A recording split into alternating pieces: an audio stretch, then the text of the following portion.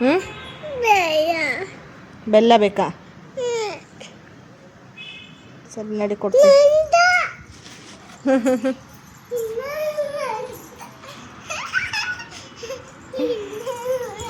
ಬಂದ ಬಂದ.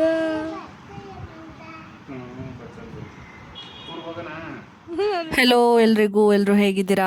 ಎಲ್ಲರೂ ಚೆನ್ನಾಗಿದ್ದೀರಾ ಅಂತ ಅನ್ಕೋತೀನಿ. ನಾನು ಕೂಡ ಚೆನ್ನಾಗಿದ್ದೀನಿ.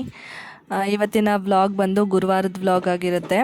ತುಂಬ ದಿನ ಆಯಿತು ವಿಡಿಯೋ ಅಪ್ಲೋಡ್ ಮಾಡಿರಲಿಲ್ಲ, ಹಾಗಾಗಿ ತುಂಬ ಲಾಂಗ್ ಗ್ಯಾಪ್ ಆಗಿಬಿಡುತ್ತೆ ಅಂತ ವಿಡಿಯೋನ ಮಾಡಿ ಬೇಗನೆ ಅಪ್ಲೋಡ್ ಮಾಡೋಣ ಅಂತ ವಾಯ್ಸ್ ಓವರ್ ಕೊಡ್ತಾಯಿದ್ದೀನಿ. ಇದು ಗುರುವಾರದ ವ್ಲಾಗು. ಇವತ್ತು ತಿಂಡಿಗೆ ನಾನು ಅಕ್ಕಿ ರೊಟ್ಟಿ ತಟ್ಟದು ಬರುತ್ತಲ್ಲ ಆ ಥರದ್ದು ಮಾಡಿದ್ದೆ. ಯಾಕೆಂದರೆ ಬೆಳಗ್ಗೆ ನಮ್ಮ ಮನೆಯವರು ಕೂಡ ಇರಲಿಲ್ಲ ಬ್ರೇಕ್ಫಾಸ್ಟಿಗೆ. ನಾನು ಪಾಪು ಇಬ್ಬರೇ, ನನ್ನ ತಮ್ಮನೂ ಕೆಲಸ ಇತ್ತು ಅಂತ ಹೇಳ್ಬಿಟ್ಟು ಹೋಗಿದ್ದ.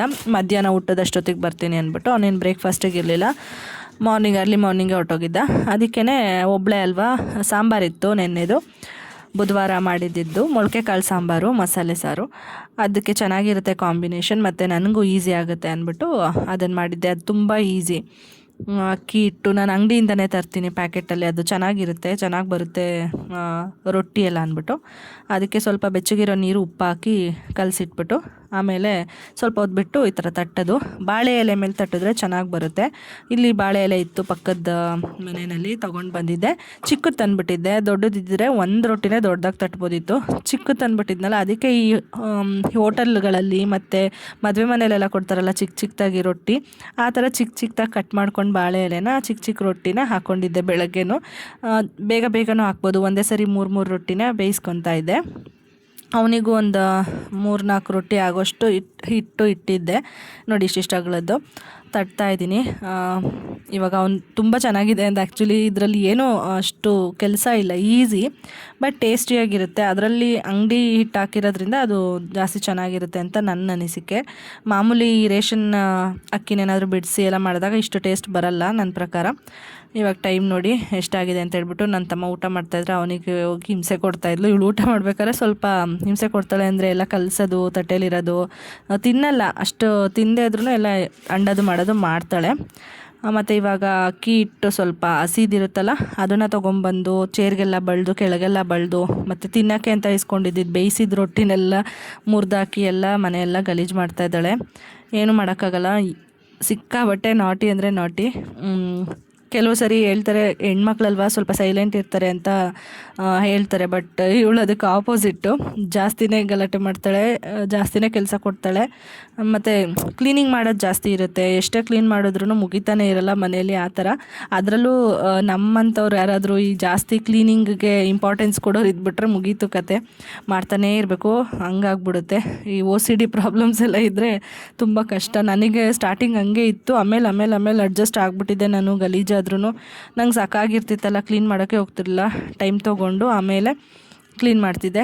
ಇವಾಗ ಸ್ವಲ್ಪ ಮತ್ತೆ ಇವಳು ದೊಡ್ಡವಳಾಗಿರೋದ್ರಿಂದ ಅಲ್ಲೇ ಆಟಾಡ್ಕೊತಿರ್ತಾಳಲ್ಲ, ಅಲ್ಲಲ್ಲೇ ಸ್ವಲ್ಪ ಸ್ವಲ್ಪ ಕ್ಲೀನ್ ಮಾಡ್ತೀನಿ. ಮೊದಲಾದರೆ ಜಾಸ್ತಿ ಅವಳ ಜೊತೆನೇ ಎತ್ಕೊಂಡಿರೋದು, ಫೀಡ್ ಮಾಡಿಸೋದು ಇರಬೇಕಾದ್ರೆ ಸಖತ್ ಕಷ್ಟ ಆಗ್ತಿತ್ತು.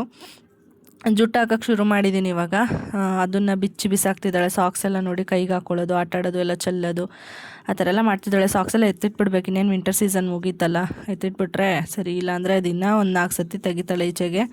ಇವಾಗ ನೀರು ಕುಡಿತೀನಿ ಅಂತ ಹೇಳ್ಬಿಟ್ಟು ಲೋಟ ಸಿಕ್ಕಿದ್ರೆ ಸಾಕು, ಹೋಗಿ ಅವಳೇ ನೀರು ಹಿಡ್ಕೊಂಡು ಕುಡಿಯೋದೆಲ್ಲ ಕಲ್ತ್ಬಿಟ್ಟಿದ್ದಾಳೆ. ನೋಡಿ ಅವಳೇ ಇವಾಗ ನೀರು ಇಟ್ಟಿದ್ದೆ ಅಲ್ಲಿ, ಅದನ್ನು ಇನ್ನೊಂದು ಲೋಟಕ್ಕೆ ಹಾಕ್ಕೊಂಡು ಕುಡಿತಾ ಇದ್ದಾಳೆ. ಇಲ್ಲಾಂದರೆ ನಲ್ಲಿಲೇ ಬಿಟ್ಕೊಳ್ಳೋದು ಕಲ್ತ್ಕೊಂಡಿದ್ದಾಳೆ, ನೀರು ಕುಡಿತಾ ಇದ್ದಾಳೆ. ನಾವು ಕೇಳಿದ್ರು ತಂದು ಕೊಡ್ತಾಳೆ, ಅಂದರೆ ಲೋಟ ಸಿಗಬೇಕಷ್ಟೇ ಅವಳಿಗೆ, ಆ ಥರ. ಇವಾಗ ಅವರಪ್ಪ ಬಂದರು, ಅವರಪ್ಪನ ಜೊತೆ ಆಟ ಆಡ್ತಾಯಿದ್ಲು. ಮನೆಯೆಲ್ಲ ಅಂಡಿದ್ಲಲ್ಲ, ಅದನ್ನು ನಾನು ಎತ್ತಿಟ್ಟಿರಲೇ ಇಲ್ಲ, ಸುಮ್ಮನೆ ಬಿಟ್ಬಿಟ್ಟಿದೆ. ಅದು ಎಷ್ಟು ಅಂಡ್ತಾಳೋ, ಅವರಪ್ಪ ಬರೋವರೆಗೂ ಅಂಡಲಿ. ಆಮೇಲೆ ಹೆಂಗಿದ್ರು ಅವ್ರ ಅಪ್ಪನ ಜೊತೆ ಹೋಗಿ ಆಟ ಆಡ್ತಿರ್ತಾಳಲ್ಲ, ಆ ಟೈಮಲ್ಲೆಲ್ಲ ಎತ್ತಿಟ್ಕೊಳ್ಳೋಣ ಅಂದ್ಬಿಟ್ಟು ಇವಾಗ ಶುರು ಮಾಡಿದ್ದೀನಿ. ಸಾಕ್ಸ್ ಎಲ್ಲ ಹಾಕ್ತಾಯಿದ್ದೀನಿ. ಅದೊಂದು ಪೌಚ್ ಥರ ಇಟ್ಕೊಂಡಿದ್ದೆ, ಅದಕ್ಕೆ ಹಾಕಿಟ್ಬಿಟ್ಟು ವಾರ್ಡ್ರೋಬಿಗೆ ಇಟ್ಬಿಡೋಣ ಅಂತ. ಇಲ್ಲೇ ಇದ್ದರೆ ಇನ್ನೂ ಮತ್ತೆ ಅದೇನು ಮಾಡ್ತಾಳೆ ಗೊತ್ತಾ, ಕಾಲಿಗೆ ಹಾಕ್ಕೊಳ್ಳೋಕೆ ಬರಲ್ಲ ಅವಳಿಗೆ. ಕೈಗೆ ಹಾಕ್ಕೊಂಬಿಟ್ಟು ಆಟ ಆಡೋದು, ಎಲ್ಲ ಅಂಡೋದು, ಆಮೇಲೆ ಅದು ಗಲೀಜು ಮಾಡೋದು, ಆ ಥರ ಮಾಡ್ತಾಳೆ. ಅದಕ್ಕೆ ಅದು ಎತ್ತಿಟ್ಬಿಡ್ತೀನಿ. ಅವ್ರ ಅಪ್ಪ ಇದ್ದರೆ ಮಿಸ್ ಮಾಡ್ಕೊಂಡಿರ್ತಾಳಲ್ವ, ಬೆಳಗ್ಗೆಯಿಂದ ಬಂದ ತಕ್ಷಣ ಅವ್ರ ಜೊತೆನೇ ಆಟ ಆಡ್ಕೊಂಡಿರ್ತಾಳೆ. ನನ್ನ ಹತ್ರ ಏನೂ ಬರೋದಕ್ಕೆ ಹೋಗೋದಿಲ್ಲ. ಅಷ್ಟು ಏನಾದರೂ ಏನಾದರೂ ಅವಳಿಗೆ ನೋವಾದರೆ ಆ ಥರ ಟೈಮಲ್ಲಿ ಮಾತ್ರ ನನ್ನ ಹತ್ರಕ್ಕೆ ಬರ್ತಾಳೆ ಅವರಪ್ಪ ಇದ್ದಾಗ, ಇಲ್ಲಾಂದರೆ ಬರೋದಿಲ್ಲ, ಆಟ ಆಡ್ತಿರ್ತಾಳೆ. ನಾನು ಡೆಂಟಲ್ ಕ್ಲಿನಿಕ್ಕಿಗೆ ಹೋಗಿದ್ದೆ ಬುಧವಾರ. ಕ್ಯಾಪ್ ಎಲ್ಲ ಬಂದಿತ್ತು, ನಂದು ರೂಟ್ ಕೆನಾಲ್ ಎಲ್ಲ ಇತ್ತಲ್ವ, ಅದನ್ನೆಲ್ಲ ಮಾಡಿಸಿದ್ವಿ. ಅದು ಹಾಕ್ಸಿದ್ಮೇಲೆ ನನಗೆ ಕಂಫರ್ಟಬಲ್ ಫೀಲ್ ಆಗ್ತಿರಲಿಲ್ಲ. ಯಾಕೆಂದರೆ ಲೆಫ್ಟ್ ಸೈಡು ರೂಟ್ ಕೆನಾಲ್ ಒಂದು ಹಲ್ಲಿಗೆ ಮಾಡಿದರೆ, ರೈಟ್ ಸೈಡು ನನಗೆ ಆ್ಯಕ್ಚುಲಿ ಒಂದು ರೂಟ್ ಕೆನಾಲ್ ಮಾಡಿದ್ದಾರೆ, ಬಟ್ ಒಂದು ಹಲ್ಲು ಪೂರ್ತಿಯಾಗಿ ಇರಲಿಲ್ಲ. ಅದನ್ನು ಕಟ್ಸೋ ಥರ ಅಂದರೆ ಕ್ಯಾಪ್ ಹಾಕಿ ಇದು ಮಾಡೋ ಥರ ಮಾಡಿದರು. ನನಗೆ ಲೆಫ್ಟ್ ಸೈಡು ಹೈಟ್ ಅನ್ನಿಸ್ತಾಯಿತ್ತು ಕ್ಯಾಪ್ ಹಾಕಿದ್ದು. ರೈಟ್ ಸೈಡು ನನಗೆ ಮೇಲ್ಗಡೆ ದವಡೆ ಕೆಳಗಡೆ ದವಡೆ ಟಚ್ ಆಗ್ತಾನೇ ಇಲ್ಲ, ಸ್ವಲ್ಪ ಗ್ಯಾಪ್ ಇದೆ ಅಂತ ಫೀಲ್ ಆಗ್ತಾಯಿತ್ತು. ನನಗೆ ಅದು ಅಲ್ಲೇ ಕ್ಲಿನಿಕಲ್ಲೇ ಫೀಲ್ ಆಯಿತು. ಅದನ್ನು ಹೇಳಿದೆ ಕೂಡ ಡಾಕ್ಟರಿಗೆ. ಅವರು ಇಲ್ಲ ಇಂಪ್ರೆಷನ್ ಬರ್ತಿದೆ, ನೋಡೋಣ ಒಂದು 3 ಡೇಸ್ ಅಂತ ಹೇಳ್ಬಿಟ್ಟು ಕಳಿಸಿದ್ರು. ಅದಕ್ಕೆ ಅದನ್ನೇ ಹೇಳ್ತಾ ಇದ್ದೆ, ನಂಗೆ ಆಗ್ತಿಲ್ಲ, ಅದು ಕಂಫರ್ಟ್ ಅನಿಸ್ತಿಲ್ಲ ಅಂತ ಹೇಳ್ಬಿಟ್ಟು ಮತ್ತೆ ಹೋಗಬೇಕು, ನೋಡೋಣ ಇನ್ನೂ ಒಂದಿನ ಅಂತ ಹೇಳ್ತಾಯಿದ್ರು. ಅದನ್ನೇ ನಮ್ಮ ಮನೆಯವ್ರಿಗೆ ಹೇಳ್ತಾಯಿದ್ದೆ, ನೀಟಾಗಿ ಚೀವ್ ಮಾಡೋಕ್ಕೆ ಕಂಫರ್ಟ್ ಅನಿಸ್ತಾ ಇಲ್ಲ, left side okay, right side ಆಗ್ತಾಯಿಲ್ಲ ಅಂತ ಹೇಳ್ತಾಯಿದ್ದೆ. ನಿಜವಾಗ್ಲೂ ಓರಲ್ ಹೈಜೀನ್ ತುಂಬಾ ಮುಖ್ಯ. ಫಸ್ಟ್ ಬೇಬಿ ಪ್ರೆಗ್ನೆನ್ಸಿ, ಬೇಬಿ ಬಾಯ್ ಆಗಿತ್ತಲ್ಲ ನಮಗೆ, ಆಗ ತುಂಬ ಹಲ್ಲು ನೋವು ತಿಂದಿದ್ದೀನಿ ನಾನು. ಪ್ರೆಗ್ನೆನ್ಸಿ ಫುಲ್ಲು ನಾನು ಹಲ್ಲು ನೋವು ತಿಂದಿದ್ದೀನಿ. ಇವಳದ್ರಲ್ಲಿ ಏನು ಅಷ್ಟಿರಲಿಲ್ಲ, ಬಟ್ ನಾನೆಲ್ಲ ಕ್ಲಿಯರ್ ಮಾಡ್ಕೊಂಡಿದ್ದೆ. ವಿಸ್ಡಮ್ ಟೀತ್ ಅದೆಲ್ಲ ರಿಮೂವ್ ಮಾಡಿಸಿ ಸ್ವಲ್ಪ ಎಲ್ಲ ಕ್ಲಿಯರ್ ಮಾಡ್ಕೊಂಡಿದ್ದೆ. ಆ ಟೈಮಲ್ಲಿ ಹೋಗಿದ್ದ ಹಲ್ಲನ್ನೇ ಇವಾಗ ಕಟ್ಸ್ತಾ ಇರೋದು ನಾನು ಆ್ಯಕ್ಚುಲಿ. ಆ ಥರ ಆಗಿತ್ತು. ಅದಕ್ಕೆ ನೆಕ್ಸ್ಟ್ ಫ್ಯೂಚರಲ್ಲೂ ಪ್ರಾಬ್ಲಮ್ ಆಗಬಾರ್ದು ಅಂದ್ಬಿಟ್ಟು ನಾನೆಲ್ಲ ಕ್ಲಿಯರ್ ಮಾಡಿಕೊಂಡೆ. ನೋಡಿ ಇವಾಗ ಅವಳು ಮೊಬೈಲ್ ನೋಡಿಬಿಟ್ಲು, ಅಲ್ಲಿವರೆಗೂ ನೋಡಿಲ್ಲ, ಸುಮ್ಮನೆ ಆಡ್ತಾಯಿದ್ಲು ಅವ್ರ ಅಪ್ಪನ ಜೊತೆ. ಸುಮ್ಮನೆ ಇರಲಿ, ಇದು ಒಂದು ಮೆಮೊರಿಯಾಗಿ ಏನು ಮಾಡ್ತಾಳೆ ಇವಳು ಅಂತ ಹಾಗೆಯೇ ಆ ರಾ ಕ್ಲಿಪ್ಪಿಂಗ್ನ ಆ್ಯಡ್ ಮಾಡಿದ್ದೀನಿ. ಮಾತಾಡ್ತಾ ಇದ್ದಾಳೆ, ಏನೋ ಮಾತಾಡಿಬಿಟ್ಟು ಕೆಳಗಡೆ ಇಟ್ಬಿಟ್ಟು ಹೋಗಿ ತಿರ್ಗಾ ಅವ್ರ ಅಪ್ಪನ ಜೊತೆ ಆಟಾಡ್ತಾಯಿದ್ಲು. ಆಮೇಲೆ ನಾನು ಅದನ್ನು ಎತ್ಕೊಂಡೆ ಮೊಬೈಲ್ನ. ಅವಳಿಗೇನು ಗೊತ್ತಾ, ಮೊಬೈಲ್ ಕೆಳಗಡೆ ಇಟ್ಟರೆ ಬಿಡಲ್ಲ ಅವಳು ವ್ಲಾಗ್ ಮಾಡೋದಕ್ಕೆ, ಮತ್ತು ವಾಯ್ಸ್ ಓವರ್ ಕೊಡೋದಕ್ಕೂ ಬಿಡೋದಿಲ್ಲ. ಅವಳೇ ಮಾತಾಡೋಕ್ಕೆ ಬರ್ತಾಳೆ, ಹೆಂಗೋ ಮ್ಯಾನೇಜ್ ಮಾಡಿ ಕೊಡಬೇಕು. ಸ್ವಲ್ಪ ಏನಾದರೂ ಬ್ಯಾಕ್ಗ್ರೌಂಡಲ್ಲಿ ನಾಯ್ಸ್ ಎಲ್ಲ ಇದ್ದರೆ ನೀವೇ ಅಡ್ಜಸ್ಟ್ ಮಾಡ್ಕೋಬೇಕು. ಇವಾಗ ಹೇಳಿದ್ನಲ್ಲ ಓರಲ್ ಹೈಜಿನ್ದು, ಮತ್ತು ಫ್ಯೂಚರಲ್ಲಿ ಪ್ರೆಗ್ನೆನ್ಸಿ ಆದ್ರೂ ನನಗೆ ಯಾವುದೇ ರೀತಿ ಪ್ರಾಬ್ಲಮ್ಸ್ ಇರಬಾರ್ದು, ನನಗೆ ಆಗಲ್ಲ ಅದು ಅಂತ ಹೇಳ್ಬಿಟ್ಟು ನಾನು ಇವಾಗಲೇ ಎಲ್ಲ ಕ್ಲಿಯರ್ ಮಾಡ್ಕೋತಾ ಇದ್ದೀನಿ.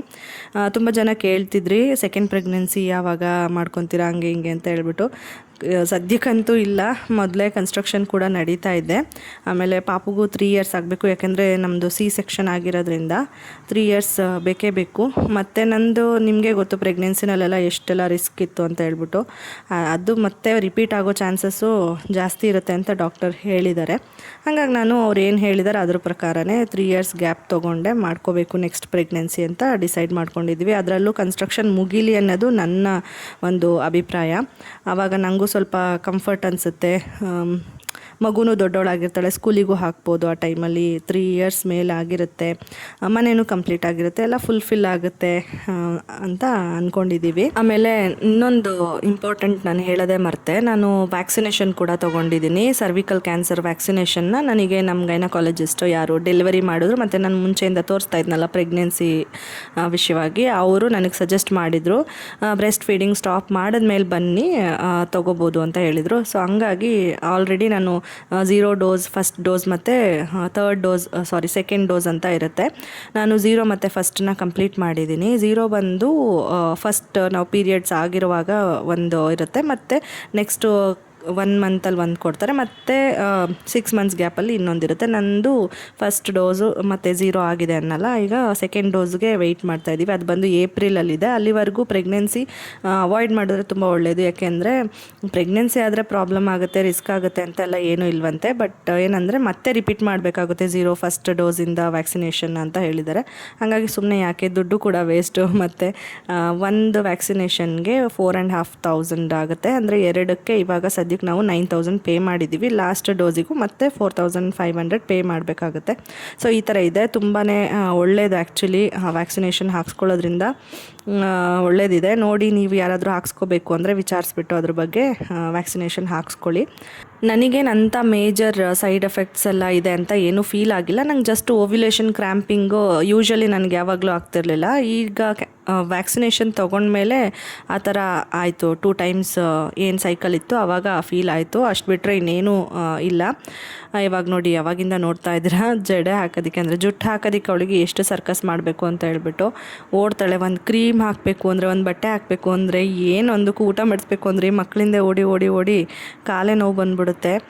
ಇವಾಗ ಹೆಂಗೋ ಫೈನಲಿ ಹಾಕ್ತೆ, ಸ್ವಲ್ಪ ಸಿಗುತ್ತೆ, ಇನ್ನೊಂದು ಚೂರು ಉದ್ದ ಬೆಳೆದ್ರೆ ಇನ್ನೂ ಚೆನ್ನಾಗಿ ಬರುತ್ತೆ. ನಾನೇನಂದರೆ ಇವಳ್ದು ಒಂದು ಮುಡಿ ಇದೆ ತಿರುಪತಿಗೆ ಕೊಡಬೇಕು, ಬಟ್ ಅದನ್ನು ಗೃಹ ಪ್ರವೇಶ ಮುಗಿದ ಮೇಲೆ ಕೊಡೋಣ ಅಂತ. ಯಾಕೆಂದರೆ ಇವಳಿಗೆ ಅಬ್ಸರ್ವ್ ಮಾಡಿರ್ತೀರ, ತುಂಬ ನಿಧಾನ ಕೂದಲು ಬರ್ತಿರೋದು. 9 ಮಂತ್ಸಲ್ಲಿ ಒಂದು ಸರಿ ಕೊಟ್ಟಿದ್ವಿ ನಮ್ಮ ಮನೆ ದೇವರಿಗೆ.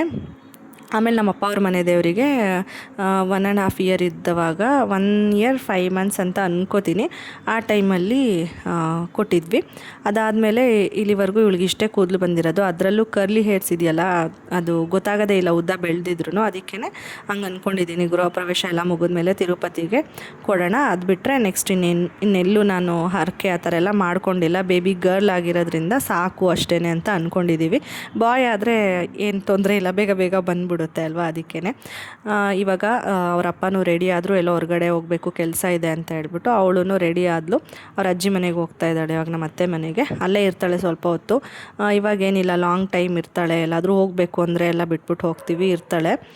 ಮಕ್ಕಳೆಲ್ಲ ಇದ್ದರೆ ಅಂತೂ ಇನ್ನೂ ಇರ್ತಾಳೆ. ನಮ್ಮ ಮಾವ ಇದ್ದರೆ ಅವಳಿಗೆ ಆಟ ಆಡಿಸ್ಕೊಂಡು ಬೇಜಾರಾಗೋದಿಲ್ಲ. ನಮ್ಮ ಅತ್ತೆ ಒಬ್ಬರೇ ಇದ್ದಾಗ ಸ್ವಲ್ಪ ಅವಳಿಗೆ ಬೇಜಾರಾಗುತ್ತೆ ಅಷ್ಟೇ. ಹೆಂಗೋ ಸದ್ಯ ಬಿಟ್ಟು ಹೋಗ್ಬೋದಲ್ಲ ಅನ್ನೋದು ಒಂದು ಖುಷಿ. ಇಲ್ಲಾಂದರೆ ಹಾಸ್ಪಿಟಲ್ಗಳಿಗೆಲ್ಲ ಮಕ್ಕಳನ್ನ ಕರ್ಕೊಂಡು ಹೋಗೋದು ಚೆನ್ನಾಗಿ ಅನಿಸಲ್ಲ. ಆಮೇಲೆ ಇವಳನ್ನ ಹಿಡಿಯೋಕ್ಕೂ ಆಗೋಲ್ಲ ನಿಜವಾಗ್ಲೂ. ಹಾಸ್ಪಿಟಲಲ್ಲೆಲ್ಲ ಓಡ್ತಿರ್ತಾಳೆ, ರೋಡೆಲ್ಲ ಇರುತ್ತೆ, ಅಲ್ಲಿಗೆಲ್ಲ ಓಡೋಗೋದು ತುಂಬ ಕಷ್ಟ. ಇವಳನ್ನೇನಿದ್ರು ಮನೇಲಿ ಮ್ಯಾನೇಜ್ ಮಾಡೋದೇ ಒಂಥರ ಈಸಿ ಅಂತಲೇ ಹೇಳ್ಬೋದು. ಅದಕ್ಕೇ ಬಿಟ್ಟು ಹೋಗ್ತೀವಿ. ಇವಾಗ ನಮ್ಮ ಮನೆಯವರು ರೆಡಿ ಆದ್ರಲ್ಲ ಹೊರಗಡೆ ಹೋಗೋದಕ್ಕೆ, ಎಲ್ಲ ಫುಲ್ಲು ಮಿಸ್ ಮಾಡಿಬಿಟ್ಟು ಹೋಗಿದ್ರು. ಅದನ್ನೆಲ್ಲ ಸ್ವಲ್ಪ ನೀಟಾಗಿ ಜೋಡಿಸ್ತಾ ಇದೆ. ಇಲ್ಲಿ ಸ್ವಲ್ಪ ವಾರ್ಡ್ರೋಬ್ ಎಲ್ಲ ನೀವು ನೋಡ್ದಂಗೆ ಚಿಕ್ಕದಿದೆ, ಒಂದೇ ಪಾರ್ಟ್ ಇರೋದು ನಮ್ಮ ಮನೆಯವರಿಗೆ ಅಂತ ಬಿಟ್ಟಿರೋದು ನಾನು. ಇನ್ನು ಡಬಲ್ ಡೋರ್ ಏನಿದೆ ಅದು ನಾನು ಇಟ್ಕೊಂಡಿದ್ದೀನಿ. ಪಾಪುದು ಸ್ವಲ್ಪ ಬಟ್ಟೆಗಳಿದೆ, ಕಂಜೆಸ್ಟೆಡ್ ಅಂತ ಅನಿಸುತ್ತೆ. ಎಷ್ಟೋ ಬಟ್ಟೆಗಳನ್ನ ಬ್ಯಾಗಲ್ಲಿ ಪ್ಯಾಕ್ ಮಾಡಿಬಿಟ್ಟು ಅಲ್ಲೊಂದು ಕಾರ್ನರಲ್ಲಿ ಹಾಕ್ಬಿಟ್ಟಿದ್ದೀನಿ. ಎಲ್ಲ ಇನ್ನು ಸ್ವಲ್ಪ ತಿಂಗಳುಗಳು. ಆ ಮನೆಗೆ ಹೋದ್ಮೇಲೆ ಸ್ವಲ್ಪ ಜಾಸ್ತಿ ಸ್ಟೋರೇಜ್ಗೆ ಹೇಳಿದ್ದೀನಿ ನನ್ನ ಮನೆಯವ್ರಿಗೆ ಮಾಡಿಸ್ಕೊಡಿ ಅಂತ ಹೇಳ್ಬಿಟ್ಟು. ನೋಡೋಣ. ನಾವು ಡೆಂಟಲ್ ಕ್ಲಿನಿಕ್ಗೆ ಹೋಗಿ ಬರಬೇಕಾದ್ರೆ ಮಧುರ್ ಟಿಫಾನಿಸ್ ಇದೆ ನೋಡಿ, ಹಳೆ ಮಧುರ್ ಟಿಫಾನೀಸು ಹಳೆ ರೋಡಲ್ಲಿ ಸಿಗುತ್ತೆ. ಮೈಸೂರು ಬ್ಯಾಂಗ್ಳೂರು ಕಡೆ ಓಡಾಡೋರಿಗೆ ಗೊತ್ತಿರುತ್ತೆ. ಅಲ್ಲಿ ಯಾವಾಗಲೂ ಮಾರ್ತಿರ್ತಾರೆ ಈ ಥರ ಸೀಸನಲ್ ಏನಾದರೂ ಇರಲಿ, ವೆಜಿಟೇಬಲ್ಸು, ಈ ಥರ ಅವರೆಕಾಯಿ, ಸೊಪ್ಪು ಅದೆಲ್ಲ ಮಾರ್ತಿರ್ತಾರೆ. ನೆನ್ನೆ ಆಮ್ಲ ಮತ್ತು ಬಟಾಣಿ ಎಲ್ಲ ಮಾರ್ತಿದ್ರು. ನಾನು ಅವರೆಕಾಯಿ ಒಂದು ತೊಗೊಂಡೆ, ಆಮ್ಲನೂ ತೊಗೊಂಡೆ, ಜ್ಯೂಸ್ ಮಾಡಿಕೊಂಡು ಖಾಲಿ ಹೊಟ್ಟೆಲಿ ಕುಡಿಯೋದಕ್ಕೆ ಬೇಕಾಗುತ್ತೆ ಅಂತ ಹೇಳ್ಬಿಟ್ಟು. ಈ ಥರ ಎಲ್ಲ ಸೊಪ್ಪು ಸೋಸೋದು, ಅವರೆಕಾಯಿ ಹಿಡಿಯೋದು, ಆ ಥರ ಎಲ್ಲ ಏನಾದರೂ ಇದ್ದರೆ ನಾನು ಕೆಳಗಡೆ ಅಜ್ಜಿ ಮನೆ ಹತ್ರ ಹೋಗ್ಬಿಟ್ಟು ಹಿಡ್ಕೊಂಡು ಸೊಪ್ಪೆಲ್ಲ ಸೋಸ್ಕೊಂಡು ಬರ್ತೀನಿ. ಪಾಪುನು ಕಳಿಸಿದ್ದೆ, ಅದಕ್ಕೆ ಅರ್ಧ ಕಳಿಸಿದ್ದೆ. ಅವಳು ಎಡ್ಸ್ಕೊಡಲ್ಲ, ಆಟ ಆಡ್ತಾಳೆ, ಬಟ್ ತುಂಬ ಟೈಮ್ ಹಿಡಿಯುತ್ತೆ. ಅದಕ್ಕೇ ಕಳಿಸ್ಬಿಟ್ಟೆ ನಾನು. ಮತ್ತು ಅಲ್ಲೇ ಕರ್ಬೇವಿನ ಸೊಪ್ಪು ಕಿತ್ಕೊಂಡು ಬಂದೆ, ಸ್ವಲ್ಪ ಅಜ್ಜಿ ಹಾಕಿದ್ದಾರೆ. ಅದೆಲ್ಲ ಹೋಗ್ಬಿಟ್ಟು ಇವಾಗ ಚಿಗುರ್ತಾಯಿತ್ತು. ಒಂದೇ ಒಂದು ಚಿಕ್ಕ ಗಿಡ, ಸಣ್ಣ ಗಿಡದಲ್ಲಿ ಒಂದು 4-5 ಕರ್ಬೇವಿನ ಸೊಪ್ಪೊಂದು ಇದನ್ನು ಕಿತ್ಕೊಂಡು ಬಂದಿದೆ. ಆಮ್ಲ ಜ್ಯೂಸ್ ಮಾಡ್ಕೊತೀನಿ ಅನ್ನಲ್ಲ, ಅದಕ್ಕೆ ಹಾಕ್ಕೊಂಡು ಕುಡಿದ್ರೆ ತುಂಬ ಚೆನ್ನಾಗಿರುತ್ತೆ. ಶುಂಠಿ ಮತ್ತು ಕರ್ಬೇವಿನ ಸೊಪ್ಪು ಅಂದ್ಬಿಟ್ಟು ತೊಗೊಂಡು ಬಂದಿದ್ದೀನಿ. ಒಗ್ಗರಣೆಗೂ ಬೇಕಿತ್ತು, ಬಟ್ ಅಷ್ಟು ಸಾಲೋದಿಲ್ಲ. ಬಟ್ಟೆಗಳೆಲ್ಲ ಆವಾಗಲೇ ತಂದು ಹಾಕಿದ್ದೆ. ದೀಪ ಹಚ್ಚೋಣ ಅಂತ ಅಂದ್ಕೊಂಡೆ, ಹಚ್ಚೋಕ್ಕೆ ಮುಂಚೆ ಇನ್ನೂ ಟೈಮ್ ಇದೆ ಅಲ್ವಾ, ಇದು ಬಟ್ಟೆ ಎಲ್ಲ ಮಡ್ಚಿಟ್ಬಿಡೋಣ. ನನಗೇನೋ ಹಂಗಂಗೆ ಬಟ್ಟೆ ಎಲ್ಲ ಇದ್ದರೆ, ಸಿಂಕಲ್ಲಿ ಪಾತ್ರೆ ಎಲ್ಲ ಇದ್ದರೆ ದೀಪ ಹಚ್ಚೋದಕ್ಕೇನೋ ಒಂಥರ ಮನಸ್ಸೇ ಒಪ್ಪೋದಿಲ್ಲ. ಕೆಲವೊಂದು ಸರಿ ಈಗ ಪಾಪು ಆದಮೇಲೆ ಹಚ್ಚಿದ್ದೀನಿ, ಬಟ್ ಮನಸ್ಸು ಏನೋ ಒಂಥರ ಅನಿಸ್ತಿರುತ್ತೆ. ಇವಾಗ ಹೆಂಗೂ ಪಾಪು ಅಲ್ಲಿದ್ದಾಳಲ್ವ ಅತ್ತೆ ಮನೆಯಲ್ಲಿ, ತಾಳು ಬೇಗ ಒಂದು 5 ನಿಮಿಷಕ್ಕೆ ಮಡ್ಚಿಟ್ಬಿಟ್ಟು ಆಮೇಲೆ ಒಟ್ಟಿಗೆ ದೀಪ ಹಚ್ಚೋಣ ಅಂದ್ಬಿಟ್ಟು ಎಲ್ಲ ಫೋಲ್ಡ್ ಮಾಡಿ ಇಡ್ತಾ ಇದ್ದೆ. ಇವತ್ತು ರಾಘವೇಂದ್ರ ಸ್ವಾಮಿಗಳು ಸನ್ಯಾಸತ್ವ ಸ್ವೀಕಾರ ಮಾಡಿದ ದಿನ ಅಂತೆ, ಪೂಜೆ ಮಾಡೋಣ ಅಂತ ಮಾಡ್ತಾಯಿದ್ದೆ. ಕೆಲವೊಂದು ಸರಿ ಇವಾಗ ಮುಂಚೆ ಎಲ್ಲ ದಿನ ದೀಪ ಹಚ್ತಿದ್ದೆ, ಒಂದೊಂದು ಸರಿ ಸ್ಕಿಪ್ ಮಾಡ್ತಿದ್ದೆ. ಇವಾಗ ವಾರದಲ್ಲಿ ಒಂದು 3-4 ಸತಿ ಪೂಜೆ ಮಾಡ್ಬೋದು ಅಷ್ಟೇ. ಪಾಪು ಅದರಲ್ಲೂ ಈ ಥರ ಹೊರಗಡೆ ಎಲ್ಲ ಹೋಗಿದ್ದಾಗ ಸ್ವಲ್ಪ ಪೀಸ್ಫುಲ್ಲಾಗಿ ಪೂಜೆ ಮಾಡಿಬಿಡ್ತೀನಿ. ಇಲ್ಲಾಂದರೆ ಅವಳು ಇದ್ದರೆ ಗೊತ್ತಲ್ಲ ಮಕ್ಕಳು ಕೆಲಸ, ಅರ್ಶಿನ ಕುಂಕುಮ ಅಕ್ಷತೆ ಎಲ್ಲ ನೀರಿಗೆ ಹಾಕೋದು, ಮಿಕ್ಸ್ ಮಾಡೋದು, ಗಂಧದ ಕಡ್ಡಿ ಹಚ್ಕೊಳಕ್ಕೆ ಹೋಗೋದು, ದೀಪ ಬೀಳ್ಸಕ್ಕೆ ಹೋಗೋದು, ಏನಾದರೂ ಒಂದು ಮಾಡ್ತಿರ್ತಾಳೆ. ಅದಕ್ಕೆ ಹೂ ತರ್ಸೋಣ ಅಂದ್ಕೊಂಡು ಆಗಲಿಲ್ಲ. ಹೇಗಿದ್ರು ಗೆಜ್ಜೆ ವಸ್ತ್ರ ನಾನೆಲ್ಲ ದೇವ್ರ ಫೋಟೋಗೂ ಹಾಕಿರ್ತೀನಲ್ವ, ನಡೆಯುತ್ತೆ ಅಂದ್ಬಿಟ್ಟು ಪೂಜೆ ಮಾಡಿದೆ. ಆಮೇಲೆ ಅವಳು ಬಂದಳು. ಅವಳದು ಲ್ಯಾಪ್ಟಾಪ್ ಇದೆಯಲ್ಲ, ಅದನ್ನು ಏನು ಅನ್ಕೊಂಬಿಟ್ಟಿದ್ದಾಳೆ ಅಂದರೆ, ಅವಳು ವೇಯಿಂಗ್ ಮಿಷಿನ್ ಥರ ಅಂದ್ಕೊಂಬಿಟ್ಟು ಅದ್ರ ಮೇಲೆ ನಿಂತ್ಕೊಳ್ಳೋಕೆ ಹೋಗೋದು. ಇದನ್ನು ಮುಂಚೆಯಿಂದನೂ ಮಾಡ್ತಾಳೆ, ಅದನ್ನು ಕೊಟ್ಟಾಗಿಂದನೂ ಹಂಗೆ ಮಾಡ್ತಾಳೆ. ಅದಕ್ಕೆ ನೀರೆಲ್ಲ ಇದು ಏನೇನೋ ಮಾಡಿದ್ದಾಳೆ, ಶೆಲ್ಲೆಲ್ಲ ತೆಗೆದು. ಹಾಗಾದರೂ ಅದನ್ನು ರಿಪೇರಿ ಮಾಡಿ ಇಟ್ಟಿದ್ದೀನಿ. ಚೆನ್ನಾಗಿದೆ, ವರ್ಕ್ ಆಗ್ತಿದೆ.